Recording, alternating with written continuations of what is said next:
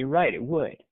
Let me tell you guys a secret. When I was doing my bachelor's degree, when I first got into the program, okay, I was doing lots of resistance training, and in our kinesiology lab, okay, and I was doing cheerleading. You know, I was a competitive cheerleading, and doggone it, I was so serious about it. Golly, that was so much fun being a cheerleader. I didn't care about the games. I cared about doing all the tricks and the stunts. That was so much fun. But in any case, doing lots of resistance stuff, throwing girls up in the air and then going to the gym and lifting weights and everything. It was great. But then I go to a kinesiology lab. Fantastic professor. His name was Yoke. He spelled his name Joke. And he goes and he has us do this cross-country run. We go into the kinesiology lab, and by the way, this guy, his name's Yoke. He spells his name like joke. Talks like Arnold Schwarzenegger. So you go to class and you learn about eating too many carbs and not working hard enough. He's just like Arnold Schwarzenegger. I think he's from like Iceland or someplace, but you eat too many carbs, you know. He's just like that.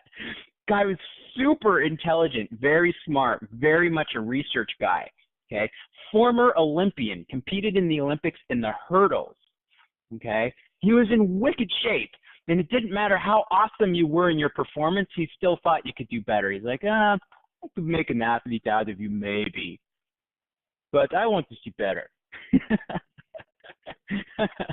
So anyway, we're feeling like we want to impress this guy because this guy is hard to please. He's got that coach's eye about him, right? So all 20 of us, we go into the kinesiology lab, and he gives us these heart rate monitors. We put these heart rate monitors on. There's girls in the class. There's guys in the class, and we're foaming at the mouth. We're just wanting to, work out, and we are excited. It's intense in this environment. Takes us out of the lab, and he has us go and run one of the trails that the cross-country team trains at. This is out in Hawaii, okay? And so we're off, and we're running. It's a 30-minute run, okay? We are completely, at least for me, what do you guys think, in that type of environment? You're going on a 30-minute run with a bunch of kinesiology students, in Hawaii. Do you think that that's going to be a competitive run? What do you think? Got the heart rate monitors on.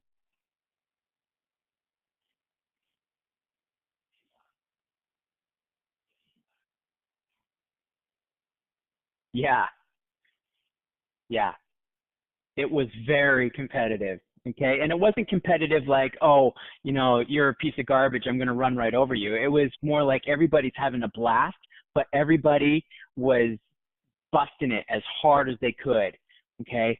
And I came back from that run, my heart rate was jacked up, okay? My heart rate was, I think, 184 beats per minute. I'm pretty sure it was 184 beats per minute, and I was 26 years old, okay? So 184 beats per minute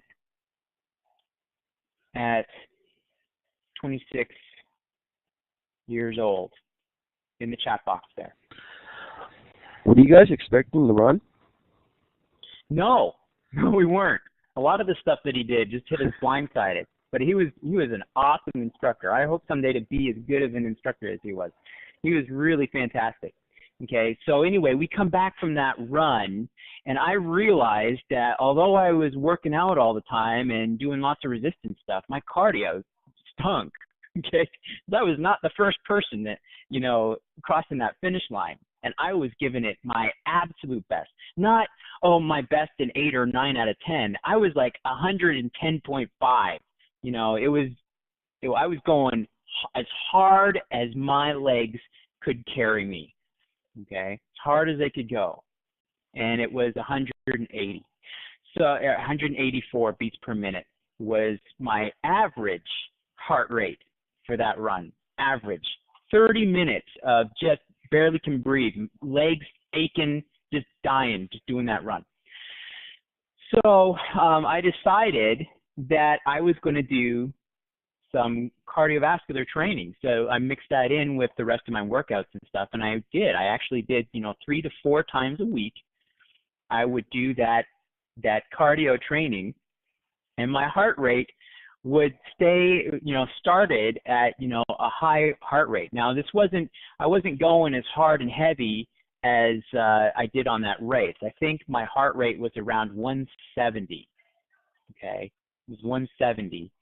But a month later, I'm still doing these runs, you guys. And oh man, it's fun running in Hawaii. It's beautiful. Okay, so I'm running and doing this 4 times a week, and I've got my heart rate monitor on. It was a much older version than the one I got now, but I could not for the life of me get my heart rate up to 170 beats per minute. I was running as full on out as hard as I could, doing 30 minutes to 40 minutes of running. Okay, couldn't get my heart rate up.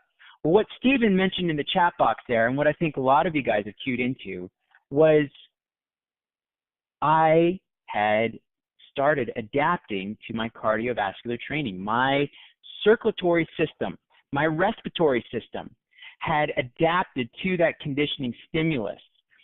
And one of the adaptations that we have is your heart rate lowers because it doesn't have to beat as much. The heart's gotten stronger, so it doesn't beat quite as hard.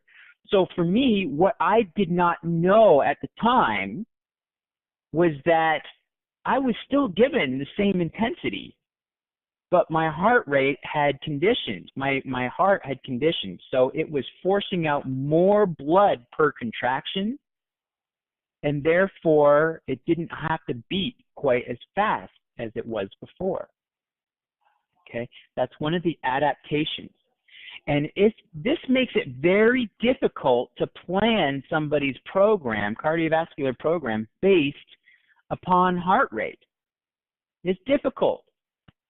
It's really difficult because that heart rate is going to decrease the better condition that you're in. Okay? It's beating more efficient. It's not working as hard. And when I'm in a resting state like I am right now, I did my resting heart rate yesterday. I was taking some blood pressures on some people, and I was checking. It was an automated machine. I hate using the automated machine. It don't work as well. But in this particular gym, they require an automated machine. It's just their standard procedure, their MO. So I went to check the machine to make sure it worked. Okay, and my heart rate was 53 beats per minute. Okay, so I can guarantee you, when I started training, doing the cardio in Hawaii there, my heart rate was not 53 beats per minute. Okay, it wasn't in that good condition because, and therefore, when in a resting state, it had to beat more times per minute to pump the same amount of blood. Okay, yeah, Dustin, 53 beats per minute is not like a really low heart rate. I mean, for some endurance athletes, some of their heart rates are like in the 40s. They're the resting heart rates. But it's if you get if your clients are in the 50s for their heart rate, that's good. That's really good. That's what you're aiming for. So yeah. Now, let me go back to the story because this is a really cool story, and then I'll talk about I'm going to talk about gait patterns a little bit. So this kinesiology lab, we had the heart rate monitors on. We were going hard and heavy, going nuts for that run. Was it competitive? Yes. All these kinesiology students, all these people in wicked shape, just running. Okay. So the next week, good old